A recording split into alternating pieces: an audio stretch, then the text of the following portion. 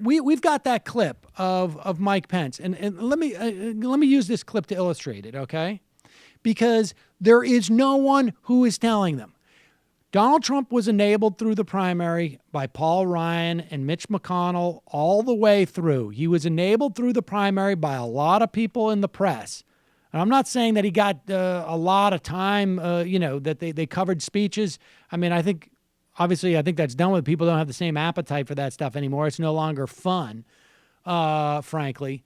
But, the faux questioning of these people, and this is a perfect example.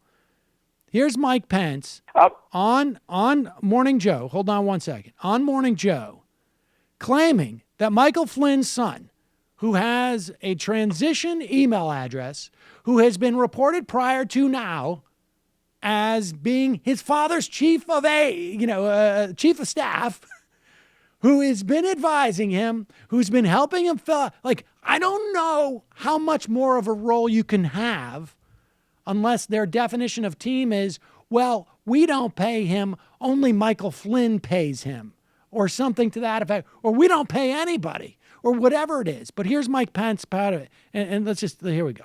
With regard to your national security team, there's a growing concern among a lot of people about some of the things that the National Security Advisor, General Mike Flynn, has retweeted, fictitious stories. His son is involved in retweeting absurd conspiracy theories. What's the level of concern within your national security apparatus about General Flynn's son?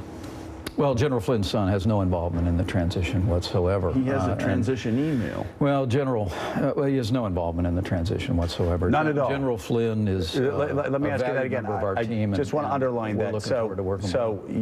You're running the transition, right? I am. I'm chairing it. Okay. Well, let me correct you, Joe. The president-elect's running the transition. He's good. Rudy Giuliani would have said, not only am I running the transition, I'm running the world. But anyway, so you were saying, as the head of the transition, that Flynn's son is not involved at all in the transition. No, he's not. But I have to tell you, working with General Flynn and now KT McFarland, the national security team that's coming together around the president-elect, I know is already doing an extraordinary job in preparing us to be ready on day one to bring that strong leadership to the world stage that the American people elected Donald Trump to bring. So, Mike Barnicle. That's it. Yeah, I mean, it's absurd. It's absolutely absurd. This guy's on Twitter. Hold on. Let me just I want to just flesh this out a little bit. Okay. Not only has Flynn himself been tweeting out all sorts of crap. He retweeted a post about a Fox News story claiming that the Army had identified Clinton as an insider threat. He posted a tweet by someone named Eagle Wings about an alleged United Nations One World Government plot called Agenda 21. I mean, it goes on and on. In fact, there was one in this one story. I think it's from the Politico. One of Flynn's former military colleagues expressed puzzlement Monday at the dark turn his pronouncements on social media have taken.